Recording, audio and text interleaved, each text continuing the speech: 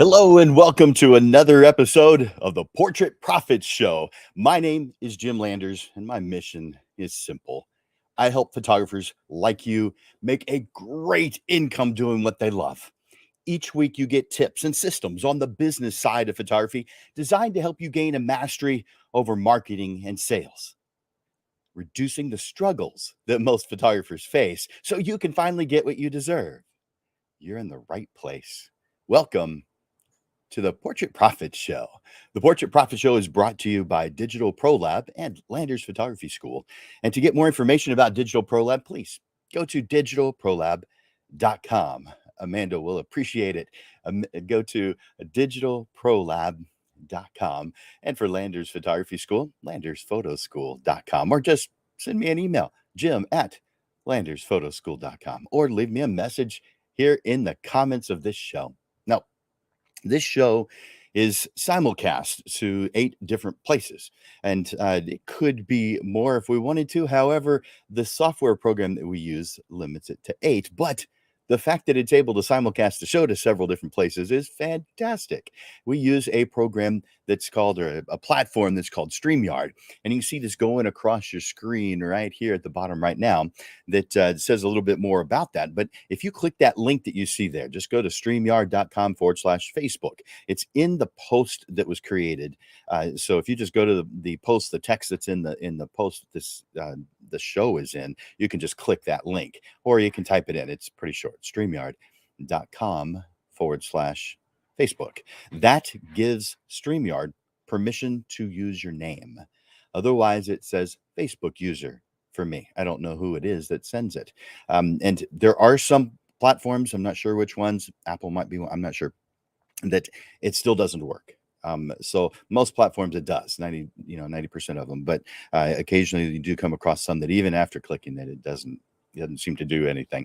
But most of them do. So take a moment to do that. That way, when you comment, I'll be able to see it. Now, I also want you to click that live or enter in live. So in the comments section right now, take a moment, enter in #live. That causes me to know who's here. And if you're watching this as a replay, do me a favor, enter in #replay. That way, when I'm looking back at the comments and I'm commenting, I'll know who was watching live and who's watching later, and be able to respond appropriately, but also know who was here and when. So thank you guys for being here. I also want to, of course, for you to take a moment to share. So click that share button. Help us get more people watching the Portrait Profit Show. When you may think, well, I want to keep all the good information to myself, but that's not actually beneficial to you or your business, because when you uplift others, it becomes the norm. And you may come across every once in a while someone saying your prices are high. Well, if everyone watched the Portrait Profit Show, I'm pretty sure that we wouldn't have that comment quite so often. It doesn't matter. You're going to get it at some extent, but the difference will be different. And so we want that. We want a price that causes you to be independent. It causes you to have photography as a real career, as a good profit source. We want that to become a reality for everyone who wants it, because there's room for all of us. So do me a favor, click that share button right now. Click that share button. Let other people know that this exists. And if there's someone in particular who you think would benefit from watching this show, in the comments, enter in the @ symbol and their name with no spaces, and it will send them a link. So do that. Either one of those. Do them both. Enter in, click on that share button, and let people know about this show. All right. So today we are going to be talking about harmony between client requests and artistic style. Now, for some of us, this is an obvious thing. We don't really put a whole lot of thought into it. Maybe we have at certain points throughout our career, but not necessarily all the time. But it comes up, and we think about that. And there's times when someone asks us to do something we don't want to do, really. So do we accommodate the request? Maybe. Do we decline it? It depends. So I think we should define for ourselves what it is that we do so that we know clearly when we go ahead and do the request or we decline the request, and also have a way to explain it in a way that makes you sound intelligent and know what you're doing. You're a pro after all. You're the expert after all. So, excuse me. So, what's more important, client requests or artistic style? For many pros, it's a delicate balance between, bet- well, it's a delicate balance that's mastered over time. In this show, I'm going to unlock some new thoughts, new processes, new considerations, and new levels of inspiration to bring harmony to you and your clients. So, who is in control of the photography? It's your business. But who's in control of what you do in your business that can be seen by your clients? Is it the photographer or is it the client? Well, that's where we come to this story today, this lesson today, harmony between client requests and artistic style. So, in this lesson, we'll talk about that harmonious relationship between finding balance and synergy um, between the clients and your artistic style. There are multiple correct choices. So, we'll talk about the extremes and the everything that's in between. So the extremes would be where you are doing your thing, your artistic approach, and not allowing any suggestions or thoughts or requests to be added, and that's fine. That's one business model that works. But then the opposite extreme is you are going with the flow. You're doing everything that the client asks for, and it's not really your art anymore. It's you being an order taker, which again is fine. You will get business either way. You have to choose what's best for you and the target market that you want to work with.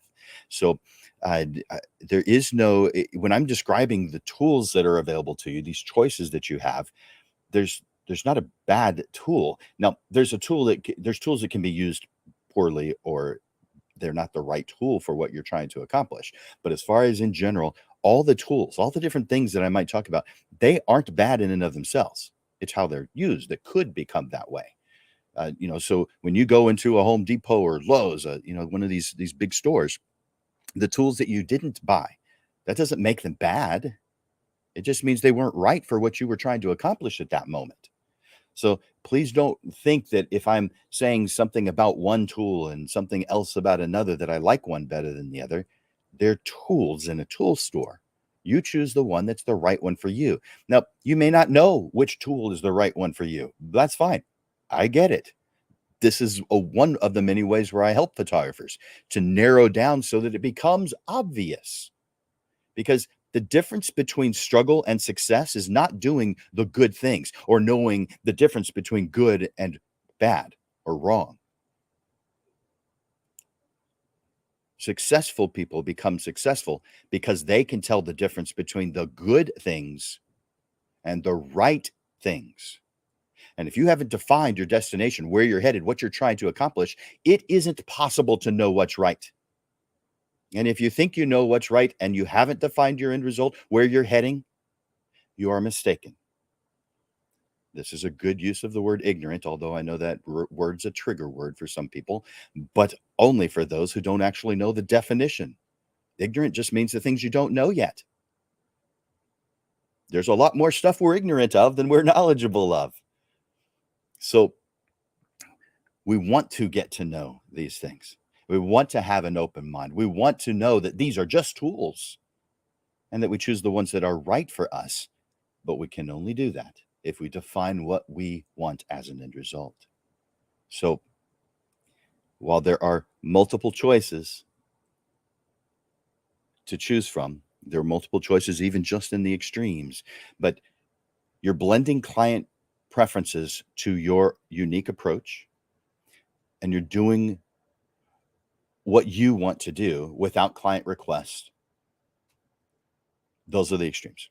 So doing your own thing, not allowing or accepting client requests is one way, and it's fine. It's good. Another way, and again, extreme, is allowing your client to do everything, to suggest everything, to tell you the location they want to be photographed in, to tell you the time that they want to be photographed, to tell you how long the session is going to take. I see that all the time. Someone says, I just need a 30-minute or an hour session. Unless they do this all the time, maybe they are pros that are requesting that, but a lot of times it's just a mom who has a want, and they're telling you as the artist how long it's going to take. That actually makes no sense if you view yourself as an artist. I mean, let's say you paint on canvas. Do you think their clients are telling them how long it's going to take to paint? No, the end result is the only variable that matters. Now, they may have some color requests to match the room that it's going to go in, and that individual artist may choose to accept or accommodate those kinds of requests. But it's up to the artist to decide what's right for them.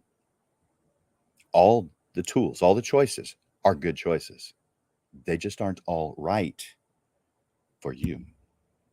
All right. I mentioned earlier that I want you to share this. Now, let me get into a little bit about that before I move into the rest of today's topic. The Portrait Profit Show. As you know, Amanda and I from Digital Pro Lab deliver the Portrait Profit Show to you every single Monday. Every Monday, even holidays. Sometimes it's a pre-recorded show, and in that instance, Christmas falls on Monday this year. So therefore, yeah, we're going to pre-record that show. I won't be live that day. But every single Monday, without fail, we have a Portrait Profit Show. And we don't charge nothing. We charge nothing for it. It's a gift that Amanda from Digital Pro Lab and myself, Jim Landers from Landers Photography School, are giving to you. And all we ask is that you click the share button. We're not charging, but there's no such thing as a free lunch. So here's what you're doing to pay. Press the share button. That's what we're asking for. Tell other people about this. Allow others to know and to grow and become better at what it is they do. So that's all I want. Click the share button. Now back to today's lesson. This topic today was inspired by a Facebook post, which isn't really all that unusual. A lot of my topics have been in the past inspired by someone's Facebook post. The majority of them come from my own students who are asking questions, and I'm thinking, oh, that's a good one. That's a good topic for a future Portrait Profit Show. And it seems like they are endless. I mean, today is number 122, so I don't know if they are endless, but coming up with topics for the show has been easy because there are so many variables, so many things to discuss. It's kind of fantastic. It's kind of cool. I love it. So the post that inspired this went something like this.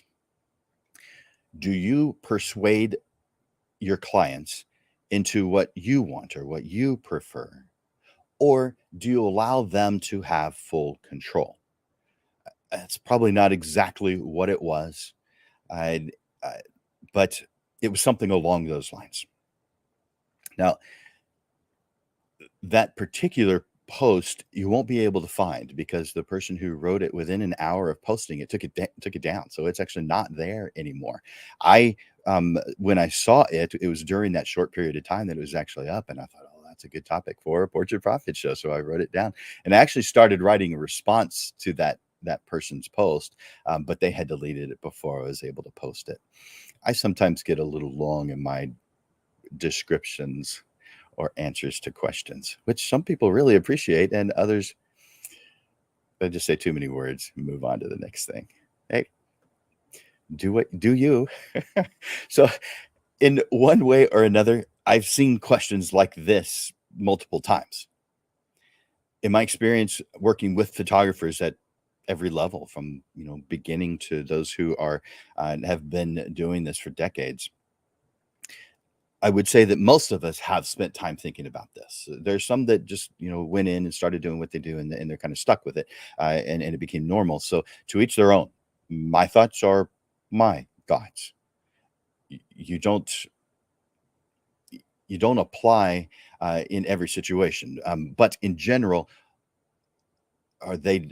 my thoughts don't apply in every situation, but in general, low volume portrait photography, in my opinion, is an art form. By the way, I do come across people who don't agree with that. Not very many, though. That's pretty rare. And so, to me, it's about creative expression, individual style, but bottom line is it is a business. We're not doing it just for fun. We enjoy it. We love it. That's why we're doing it. But it is a business. And so we can't just ignore that side. We can't do little cop out comments like, well, I'm not trying to get rich. That's not the point. I mean, that's an out. That doesn't cause you to grow and learn and become a little bit better at what you do. That puts a wall in front of that. It's a worthless comment. I'd say it's worse than worthless comment. I'm not trying to get rich with this. So what? It doesn't change anything. It causes you not to listen. So while you do consider your clients' preferences and you ensure their satisfaction, it's also important to find a balance between accommodating their requests and staying true to your artistic vision. Again, this is just one guy's opinion. It doesn't even apply in all situations. So, my thought, my comment, my base is I want you to just do what brings you the most joy and fulfillment. By the way, if this has been helpful or if you're anticipating that it's going to be helpful, will you do me a favor right now? Go to the comments and just enter the word yes. Now, if you want to add a little bit more, something that you've heard that you've liked or disagree with, it doesn't matter. There are more opinions than mine. And I love hearing other opinions. And I don't think of them as being wrong. I think of them as being right for them. Put yes in the comments or expand on that. Or just say thank you. It could be as simple as that. So interact with me multiple times in the comments section. I want to know that you're here. I'm not just talking to myself, right? I can see there's a bunch of you here. On my screen, it shows me, it doesn't show me every single channel that, every single place that I'm simulcast to. There's 5 different five different Facebook pages, 2 YouTube channels, and a LinkedIn page that this is simulcast to right now. And it shows me the one that has the most, and that one has 11 watching, and it has 5 likes and loves. So, and I don't know about the other channels because it's just showing me one. It's because it takes up too much space, so they're only showing the top one. But I encourage those likes and loves. If you hear something you like, hear something you love, I see it. I appreciate it. So hit that like and love button. Feel free to do that. All right. So do what brings you the most joy, the most fulfillment. So I say this because I want that to be a part of your world. And when we invest our time to things that are always uncomfortable, well, that stresses out a creative. However, it also broadens a creative. So it's not that we never do anything that's outside of our comfort zone. We should always be doing things outside of our comfort zone, but we've got to define what it is we do best. And so that we are attracting those kinds of people who want that and who fit our description of an ideal target market. I want you to focus your preferences and constantly develop your skill in that area. As a result, you're going to form a unique and recognizable artistic voice. This sets you apart from others, and it attracts the clients who appreciate and resonate with your artistic voice. Do you really want people who are picking and pulling at you from every angle? Because I'd rather work with those who know what I do and who want it and who seek me out. but to each their own. While it's tempting to accommodate every request from a client, especially early on, many of us do that at first. So we get used to it. It becomes our norm. We do it through our entire careers. Again, not saying it's bad. It becomes your norm, though. Because it becomes normal to us, it feels right. Remember that anyone can do that, though. Just accommodate every request is a baseline. That's what a lot of people do. And you may think, well, I'm better at it than others. That's the difference. You may be, but that's a hard thing to market. I mean, do you put on your marketing that I'm better at following directions from my clients than anybody else? Not exactly. You may say it in some different words, of course. But anyone can say, I care about my clients, so I do whatever they want. I go with the flow. Someone starting today could say those words. So they aren't a good differentiator. You are going to get sales on it, and someone, again, could do it through their entire career. So I'm not saying it's a bad tool. For some, it's the right tool. For those who consider what they do art, it generally speaking isn't the right tool. I am generalizing, I have to. I'm not talking to one individual person. As you become more skilled and confident in your style, you'll find that clients will seek you out for that distinct style and expertise. And you'll wind up with people who want what it is that you do, the thing that makes you happiest. Building a strong portfolio and developing a reputation for your preferred aesthetic will attract clients who align with your artistic vision, leading to more personally fulfilling, creatively satisfying work. That being said, it does not change the way, or it doesn't change in any way, the fact that it's essential to maintain open and effective communication with your clients. During the initial consultation, you call it what you want. It could be a planning session. It could be a phone call that begins it all, a response to an email or a web form. That initial consultation where you have the ability to have back and forth communication. Listen and understand their expectations, even if you don't give them any or much leeway.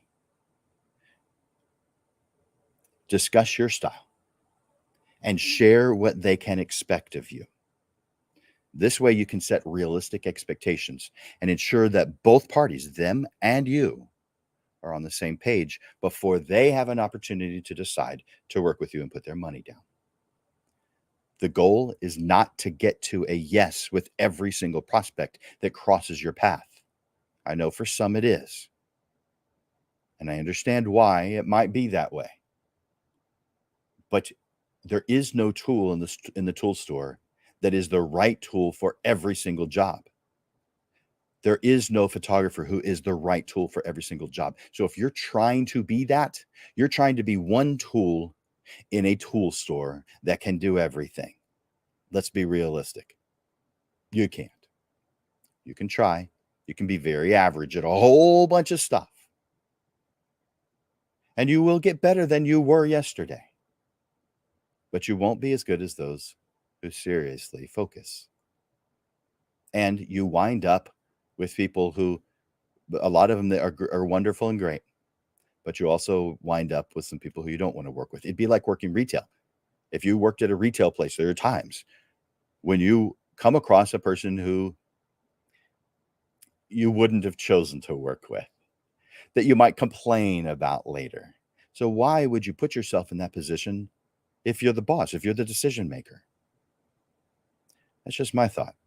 You don't have to share it. So the goal is not to get to a yes with every single client, in my opinion, every single prospect. The goal is to help them find the tool that is right for them. You're just a tool to help them get what they want.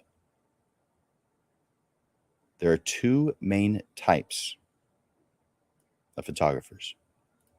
Now, there's a lot of different types of photographers, and we'll talk about those next week on the Portrait Profit Show. Our subject next week is vocabulary. We're going to be talking about different things that make up portrait business vocabulary.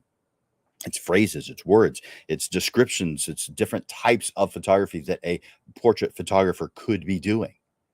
So headshots, lifestyle photography, experiential photography, there's a bunch of them. We'll be talking about them.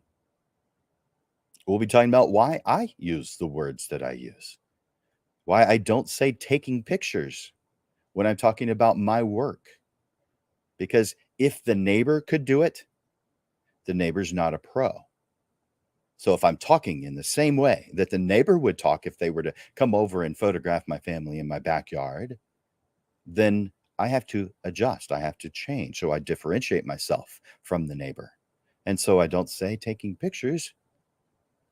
I might say that about the next photographer. If they say, "So what's the difference between you and the next photographer that I just visited or that I'm going to visit?" I say, "Oh, they take good pictures. I create emotional photographs." And of course, I'm going to go on, but for reasons to keep it short, I'm not going to. But vocabulary makes a difference. We'll talk about that next week. But there are two main types of portrait photographers: the generalists and the specialists. Let's talk about the general. Well, let's talk to attract your target market. It all starts with your marketing.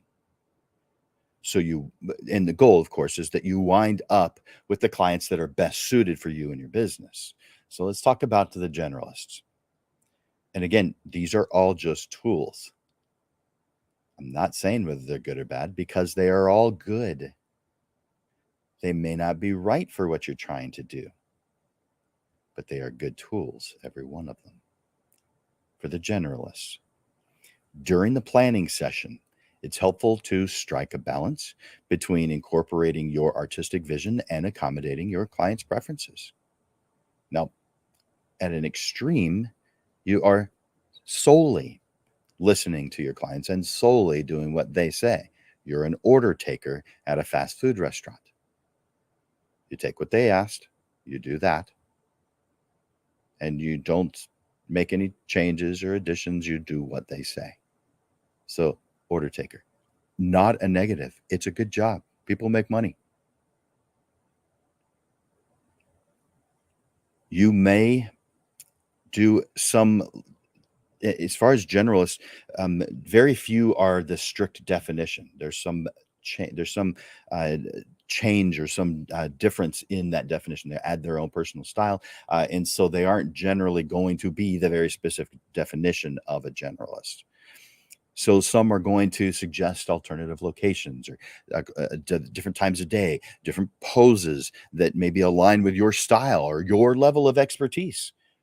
Because if someone wants something specific and you don't know how to do it or you don't think you do it well, because I've come across photographers who are anti-flash, anti-artificial lighting. And the reason why, and I'm picturing specific instances. So there are times when people specialize in natural light photography and they know how to do artificial lighting.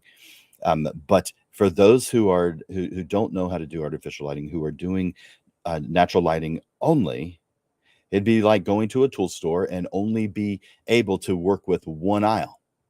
You are limiting yourself. Flash isn't bad. There's no tools that are bad. So if you are saying, "I don't use flash because flash is harsh and unnatural," that would be like the carpenter saying, and if you guys have watched this show, I've said this one before.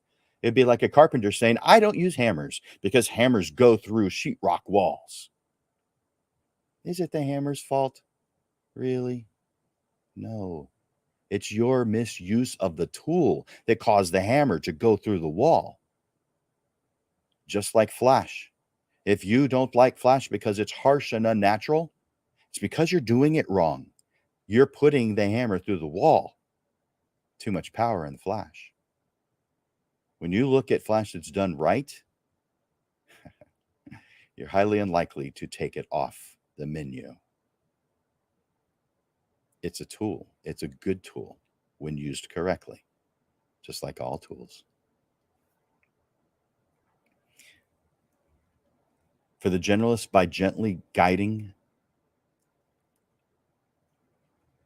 the planning, guiding the session, and offering your professional opinion, you can create a collaborative atmosphere.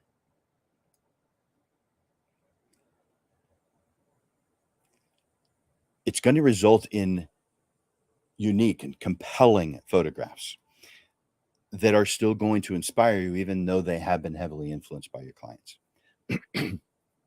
So you're going to be proud. You're going to be excited to share the work that you create in your marketing, even in those situations. Now, some have do sessions that they would never the photographs from they would never use to market.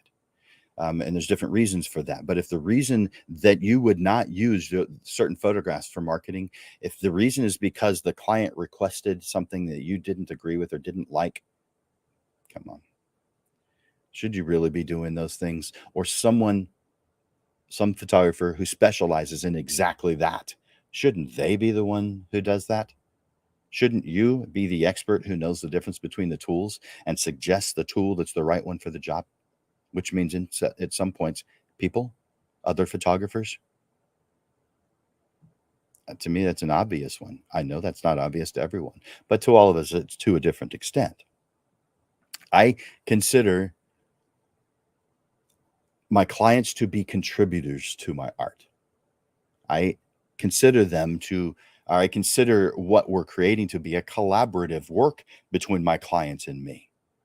Now, I tell my clients what it is I do. I show them what I do. They've seen what I do, and they come to me for what I do. But I do accept client requests. So I'm not telling them this is the way I do it and that's it. That is, either way is a good one. That's for specialists. We'll get to that here in a second. I am a specialist who does allow for some suggestions by my clients, which most of us are in that range or some degree of it. That's pretty normal. So by finding the right balance between client preferences and your own artistic style, you build a good reputation. You find the people who you want to work with find you. So the specialists, let's go to the opposite end. Now I've already talked about the middle. I'll talk about it again here in a second. Specialist. As a specialist, you hone specific skills. You are just the hammer, just the screwdriver, just the circular saw. But maybe you do other things too. You're developing a deep understanding of the thing or things that you choose to do, your genre or genres. This expertise sets you apart. It attracts clients who specifically want your unique style and your unique vision. Just like a generalist, though, it's important to invest time in client education. It's important to share your approach and the reasons why you do what you do. As I mentioned before, it starts with your marketing so that you're attracting the people who you want to work with. Those who value what you do, value your knowledge, value your expertise, and how it contributes to the creating your beautiful, amazing photographs in whatever specific genre that you've chosen. By effectively communicating that expertise, your clients trust you, giving you freedom to do what it is you specialize in because they want you to do you. They want you they want to have what it is they've seen of your work. They want to work with you. During the planning session, you provide guidance and suggestions that align with your expertise and highlight the elements or unique techniques and perspectives that will result in your signature style. By consistently delivering exceptional and distinctive results in your specialized genre, you will build a reputation as an expert. Word of mouth recommendations and positive feedback from happy clients will help you attract more clients who are going to appreciate you and your artistic vision. Emphasize your specialization in your marketing efforts. Showcase your portfolio and success stories to appeal to clients who are specifically looking for what it is you do. Whether you choose to be a generalist or choose to be a specialist, or for most of us, somewhere in between. Let me give an example of a specialist who does not allow client suggestions. At least it's not obvious that they do. Have you heard of the newborn photographer named Ann Geddes? She photographs babies in sets. She has created this set, and the mom and dad have decided they like that. They, peas in a pod, or a baby in a lots of different things. I'm picturing the pea in the pod so much that I'm not seeing the others in my mind right now. But she has these sets that are set up. You don't say when you get there, you know what? I decided I don't like those peas, and I was thinking maybe string beans would be better. Can we switch that? Can we, no. People don't do that because she's told them what it is they're going to get when they come here. It would be like going to a burger place and saying, I think I want beef and broccoli. Well, you didn't go to a place that sells that. They have beef. It's quite possible that they have broccoli, although I doubt it. Maybe they could substitute some lettuce. No. But maybe they could have something that looks a little something like it. Are they going to do that? No. That's not what they specialize in. That's not what they've gotten known for. That's not what their marketing says about them. Specialists generally aren't those who don't accept anything else. Specialists often accept client requests to a degree. Generalists normally accept every client request within reason, unless it's something they don't have the ability to do because it's beyond their level of expertise, which means they have a class that they need to take. There's your sign. So whether you choose to be a generalist, a specialist, somewhere in between, the key is to create work that excites and fulfills you while also meeting client expectations. By understanding your clients, effectively communicating your artistic approach, and staying true to your own style. When you do those things, you can build a successful photography business that reflects your passion, reflects your expertise, bringing you joy and a fantastic income. That'd be a good thing, huh? Let me talk about, by the way, if you are you getting some stuff out of this? Is this beneficial? Let me know. Put yes in the comments. If this is resonating with you, put yes in the comments. If you are hearing something that you understand and that you're flowing with, that resonates with you, let me know in the comments. Tell me. Let me know. I'm going to look over the comments real quick. I don't have them on all the time because there's several different windows. So I guess I should do a handful of shout outs. I can see Stacia. I can see Amber. Hey, Amber. I can see Juan and Robin. And wow, a lot of Facebook users. And that just means I can't see your name. So there's several, and there's a bunch. So it's a good way to remain anonymous. I see Rick. And I see Fred. How's it going, Fred? And Lupe. Awesome. I love that you guys are here and that you're with me. And so I want to talk about the 4 variables of creating harmony with your clients. I could break this out into more, but 4 is a good number. So, and each one of these are relatively short. So the first one is communication. So, of course, effective communication is important throughout the entire process. I call it the entire creative process, from that moment that you have the first initial contact, which could be an email, a web form, a phone call, it could be in person, but whatever that initial, the very first time, all the way to the end, and you get to define what the end is, because different photographers do different things. Some are just digital and they send out the digital. Some have a process where they put the images online and allow people to print. Others do an in-person process and have them print. Others do framing, and even still others do the installation on the wall. Those who go through and do everything for a client, so there is no work for the client to do, those are called full service. Something we'll go over next week in the vocabulary issue. So there's a lot of different things that you could do, and again, they're all tools. You may think that I'm describing one in a negative way. Well, that's because you don't. That's because you see something in it that is affecting you in some way, positive or negative.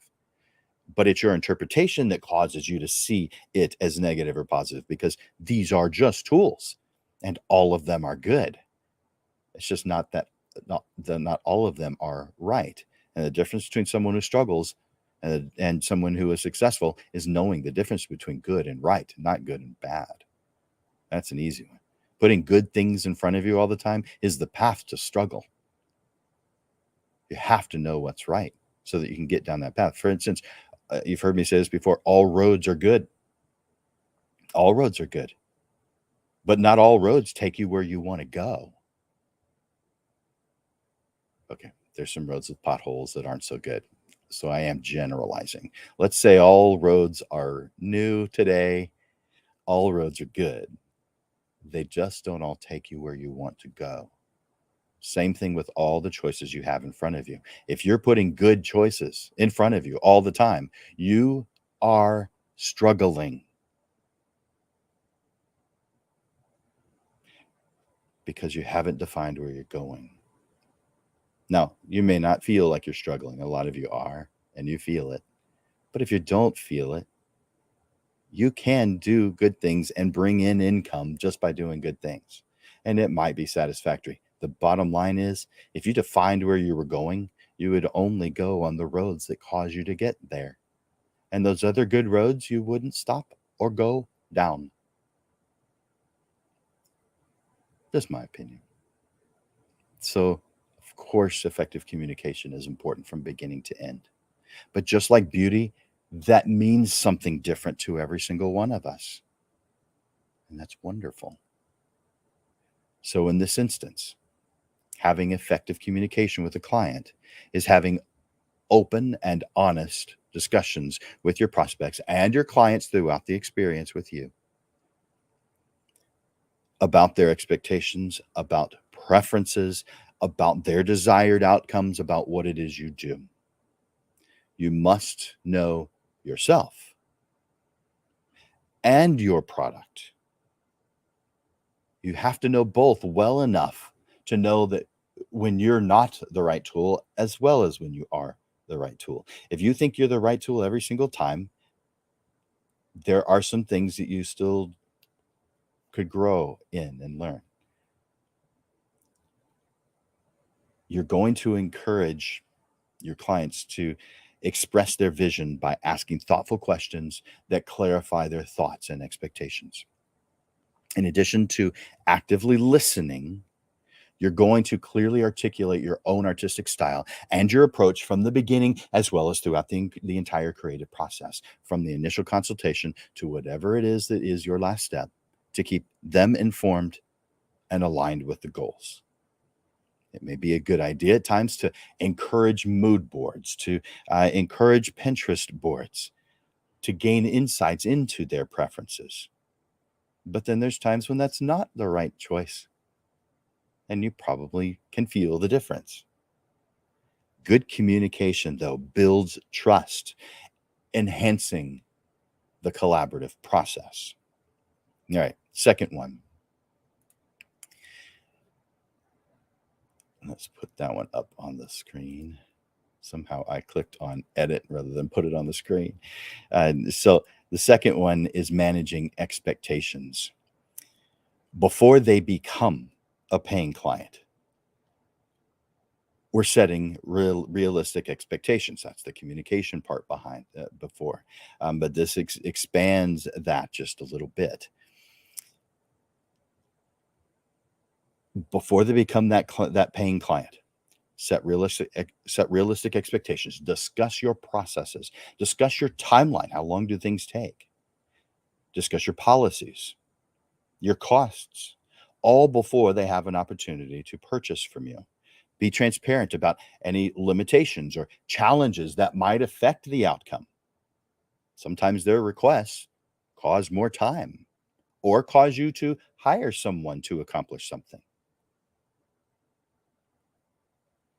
Is it possible that you're not able to meet their deadline? Do you allow changes after the planning stage? If you do prints, do you allow changes after the print order? And this comes in the policy section. By the way, I do um, a program that's called Essential Statements that covers all of this, and I do it for you. I ask you a bunch of questions so that I can do it for you, but I do it for you. I've got a lot of classes where you take the class and then you apply what you've learned. But essential statements, I do it for you. Now we fine tune it together, but it's done by the time we're done. There isn't anything left to do. It's a very time consuming process on my part, so it isn't a cheap option. But man, does it save you some time and cause you incredible clarity, causing you to reach your goals very quickly, even those you didn't even realize you had. So essential statements. Ask me about it. You'll love it. Anyway, so one way to manage expectations, of course, is to provide examples of your work and help clients have a clear understanding of the range of possibilities and the style that they can expect. We don't want them to feel disappointed. We don't want that for ourselves. So we do everything in our power to inform, educate, so that they have that clear understanding that we want them to have. And we do it throughout the entire creative process because saying it once is not good enough. You have said things to a client before, and later on in the process working with them, they said, "Oh, I didn't know that," or "You never told me that," and you're like, "Yeah, I did." Saying something once is not good enough, you guys.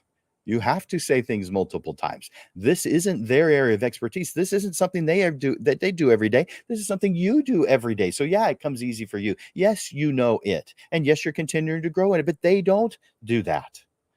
So therefore, when you are talking, their mind wanders. You're going to say some pretty exciting things when you're talking about photographing their family or their high school senior, whatever it is. You're going to talk about some exciting things. They have brains. Guess what?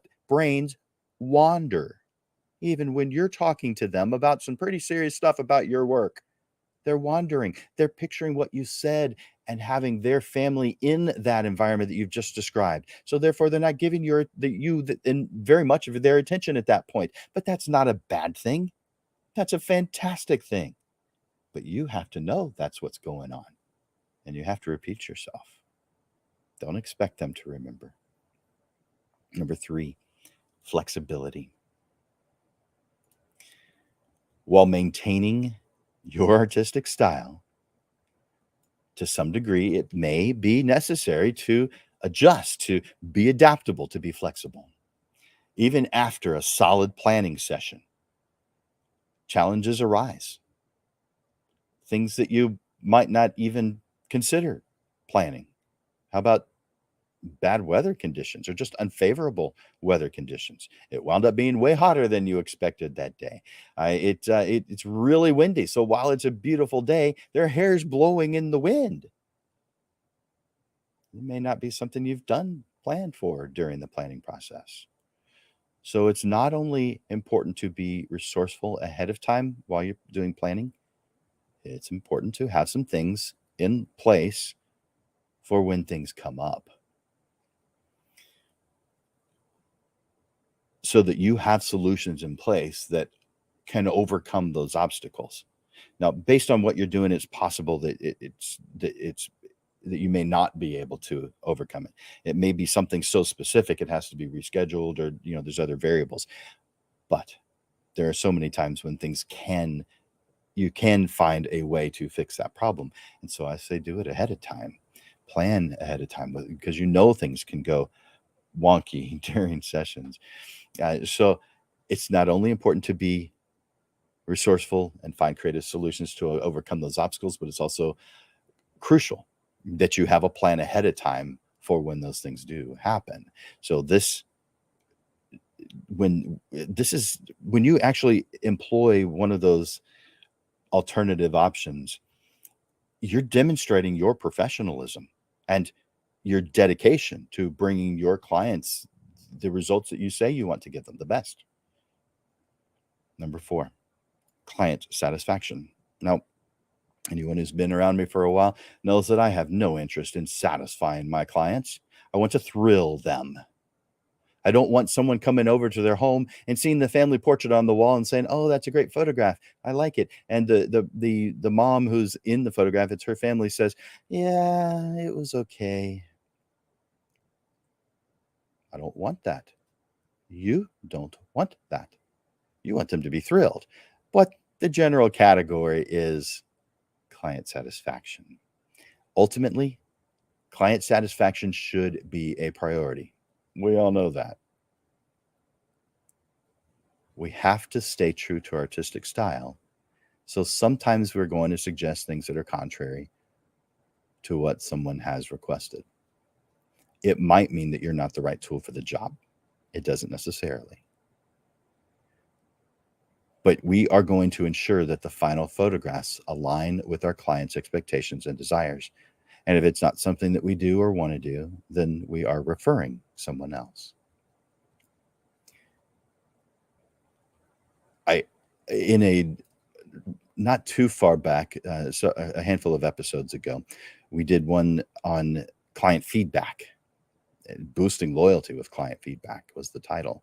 So you might want to go back and read that one or watch that one. But regularly seek feedback and make necessary adjustments to ensure that your clients are happy and that you are happy and you're building these long lasting relationships. Now,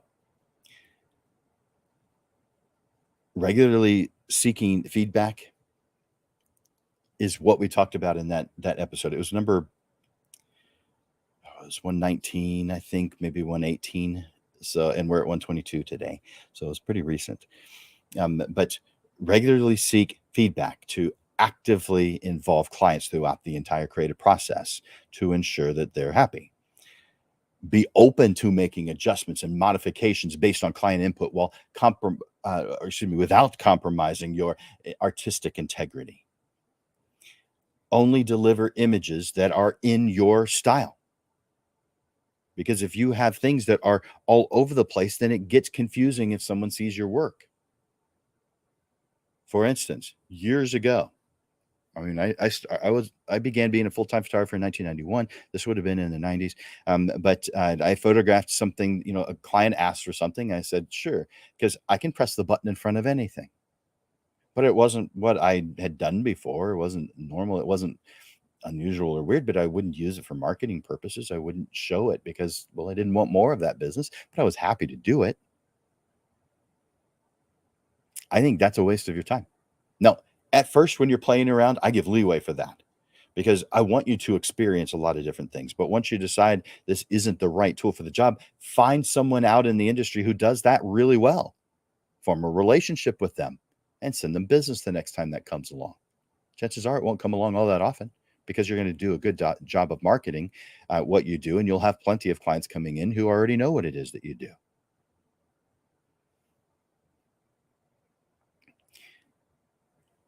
Only deliver images that are in your style, how you've described yourself. That way people can recognize you. It's not like logos from these big businesses that you've heard of all your entire life are changing their logo every day. They may change every once in a while. IHOP did it for a publicity stunt. They changed it to IHOB.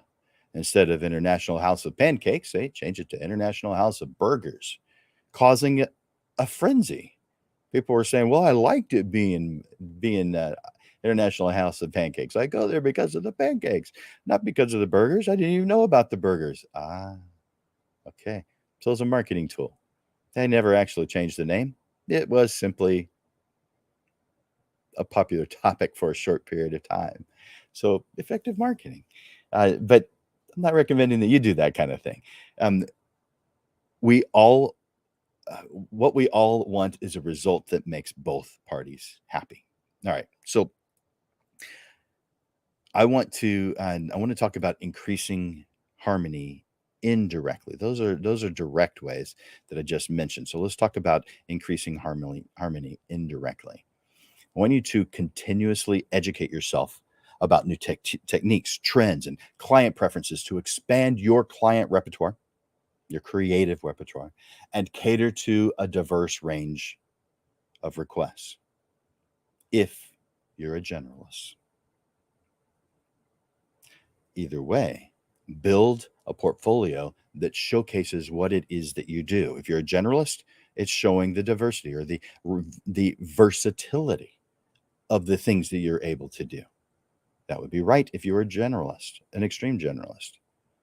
If you're a specialist, you're not going to include every single thing you do. I don't recommend a portrait photographer putting images of the landscape that they're so proud of that they created at their last vacation. Yes, it's a beautiful image. Maybe use it as a background somewhere, but don't put it in your portfolio. It needs to describe who you are. People need to have a clear picture, a clear understanding of what it is that you could provide for them.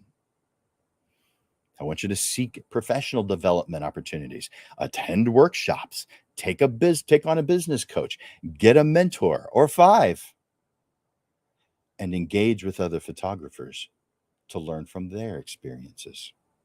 Also, personal branding and your artistic voice. A clear personal brand and a distinct artistic voice attracts clients who are going to align with your style and reduce their concerns. So review your business statements regularly. Every business should have at least 14 different business statements, at least the 5 workspace statements. You guys have heard me say that one before. In fact, we had a past Portrait Profit show on it. So we all at least need to have a mission, a vision, a value statement, a compelling way to describe yourself, and in a very specific target market, clear target market. And I say workspace statements because I believe that they should be right in your workspace. Print it out. Make them pretty if you want to, but so that they are constantly influencing your belief filter. When you're making decisions, you see those there. Are the decisions you're making in line with those things? That helps you understand the difference between good and right. Every business should have somewhere between 14, at least a minimum of 14. 14, 18 is pretty normal. There's times when they need more. Again, that's something that I help businesses do. It's time consuming for me, so it isn't a cheap option, but you'll see how it saves you a huge amount of time, causes you to do things you didn't even know you were supposed to do. And because of that laser focus, man, you are going to soar. So review those business statements and personal statements regularly and refine them as needed. You don't refine them very often, but refine them as needed. Keep your portfolio fresh and in line with your artistic style so that you are effectively communicating what you do and what you are as a tool to help them get what they want. All right. So are you liking this? Is this good? Are you getting something out of this? I'm almost done. I'm about to do my closing thoughts. So I mean, if you're liking this, if this is great, tell me in the comments. Let me know. I want to know. I'm about to end this. We're coming to a close. Tell me that you appreciated this. Tell me that this was good. Tell me you got something out of this, that you heard something that you can apply, or that I enhanced something you already know. Let me know in the comments. By the way, when you write thank you notes and such at the very end of the show, I put some of them up. I don't put them all up because there's a bunch, but I'll put some of them up at the end of the show while the closing music is happening. So encouraging you to do that. So closing thoughts.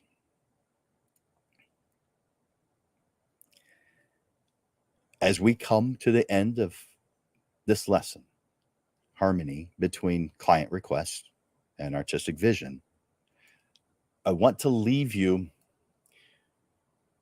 with some closing thoughts that I hope will inspire and empower you. As a portrait photographer, you're a storyteller, an artist with a unique vision and voice. Your work has power. It evokes emotions. It makes connections. It leaves lasting impressions. You find balance and synergy between meeting client requests and expressing your artistic style. Even when you specialize, there is a collaborative spirit in every job you accept. You are a guide, a confidant. You're a creative partner. You hear their requests, you hear their ideas as you create a foundation of trust and understanding. While staying true to your artistic style, be open to new perspectives.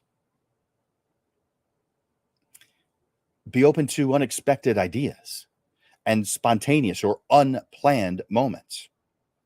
Nurture your artistic voice, cultivate your personal brand, and celebrate your unique talents.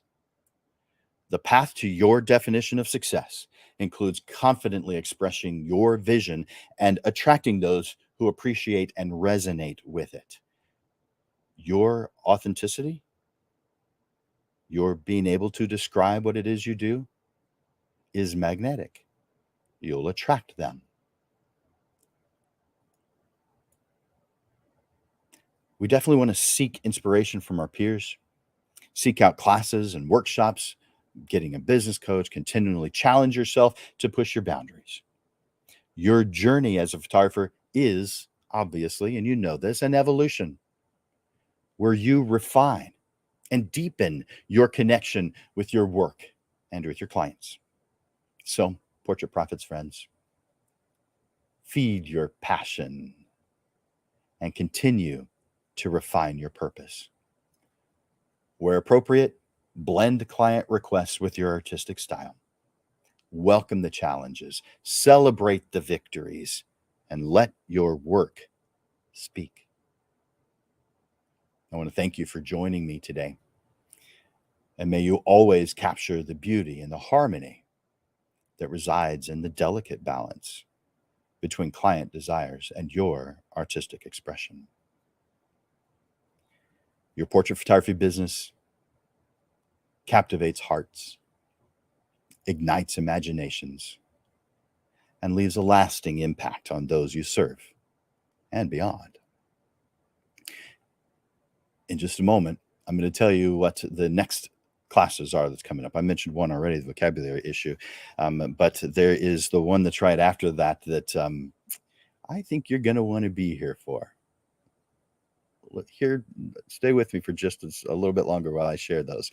So if you got something that you could use today, if this has inspired you in some way, make a comment about it right now in the comment section. Make a post. Or just simply say thank you.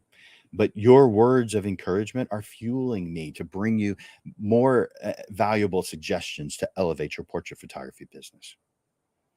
So I've got a few announcements. The annual San Antonio Youth Photography Tournament is coming up next month on July 23rd. Tickets are available. And if you go to the by the way, that's the kids version, 5 to 15. There is a regular version that's in October, so we don't need to talk about that one just yet. But the kids version is its 5th year. The regular version that's in the fall is in its 11th year. But those tickets are available by going to the annual San Antonio Photography Tournament Facebook page. So you can get more information there. So this year we have teamed up with the San Antonio River Foundation, and we're going to be having the event, both events, the kids version and the regular version, at Confluence Park on the San Antonio River. Now, only those who are here in San Antonio or surrounding areas are going to have an interest in that particular announcement. Or the next two that I have. If you'd like to be a volunteer on the planning committee for the kids and the regular tournaments, both, then reach out to me at jim@landersphotoschool.com. I know if you're not local, you're probably not going to volunteer, but if you're local and you want to help, with the photography tournaments, reach out to me, jim@landersphotoschool.com. And the third and final announcement before I get to the upcoming classes, I've got a Photo 102. It's called Creative Photography, that begins Tuesday, July 11th, just around the corner. It's 6 to 8 p.m., and it's a series of 4 consecutive Tuesday evenings that we'll be meeting. So go to landersphotoschool.com or go to the Landers Photography School Facebook page or website to get additional information. And if you're on my email list, by the way, go to landersphotoschool.com. Up on the top right, it says get email updates. Add yourself to the list, and then you'll know about these kinds of things, because I've got a lot of stuff going on photography related that could help you out. So as you know, you get the Portrait Profit Show every single Monday. So I want to share with you what the upcoming titles are for the Portrait Profit Show.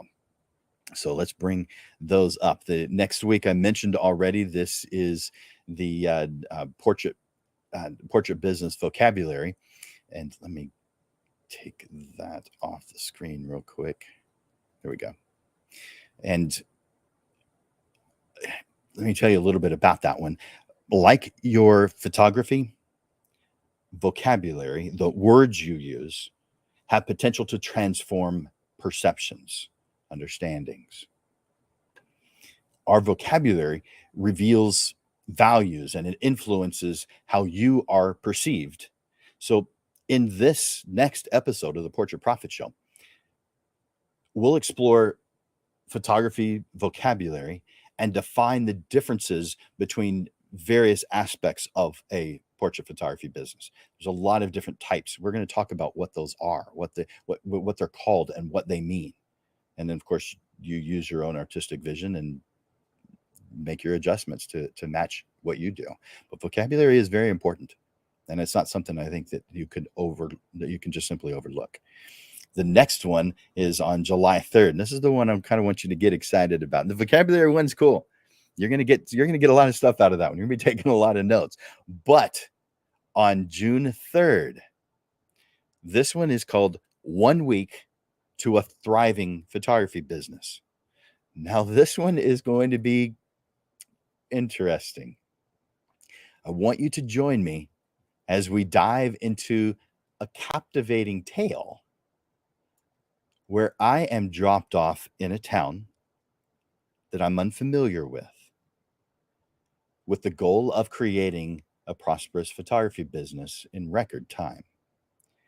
Get ready to be inspired, motivated, and equipped with the tools that I would use to start a thriving portrait business in only 1 week. What you'll learn is, in this scenario, I have an old camera, so I start off with simple items, but I don't have access to any of the things that I would normally have. I don't have access to my database. Besides, I'm in a different, in this scenario, I'm in a different town. I don't know anybody there, so my database wouldn't even help me. But I don't also have access to anything else, any other resources. I have my camera, and I have the knowledge that I have. So it's kind of like starting over. What would I do? But you'll see how within 1 week, I guess I'll tell you a little bit. Well, no, it's exciting. You'll love it. So put that on your calendar. 1 week to a thriving photography business in 2 weeks from today. And then I'm going to tell you one more. This one is on July 10th. And this is the panel discussion, because on the second Monday of every single month, we do something a little different. We move it to 6:30 in the evening. So all of our sessions, all of our classes are at noon. But this one, the second Monday of every single month, we move it to 6:30 in the evening, and we bring on panelists to discuss a topic. This one would be putting them in the situation that I described myself in the week before if I had to start over. So we'll be asking 3 different people their questions, knowing what they know today. If they were to start over, what would they do? So put that on your calendar. I think you're going to like it. All right.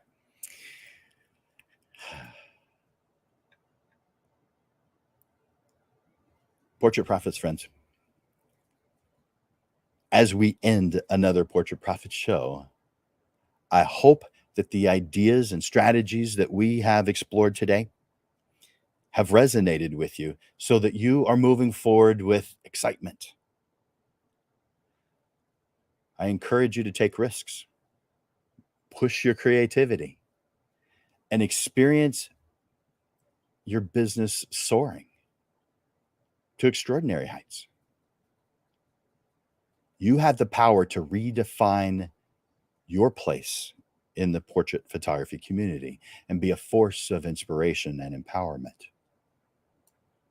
For Landers Photography School and Digital Pro Lab, this is Jim Landers bringing you the weekly Portrait Profit Show, helping you excel in your portrait photography business through valuable tips and insights, helping you stay on track towards the success you deserve. Join us every Monday for evolving content as we unravel the mysteries of the business side of portrait photography. Thank you guys for being here. Bye for now.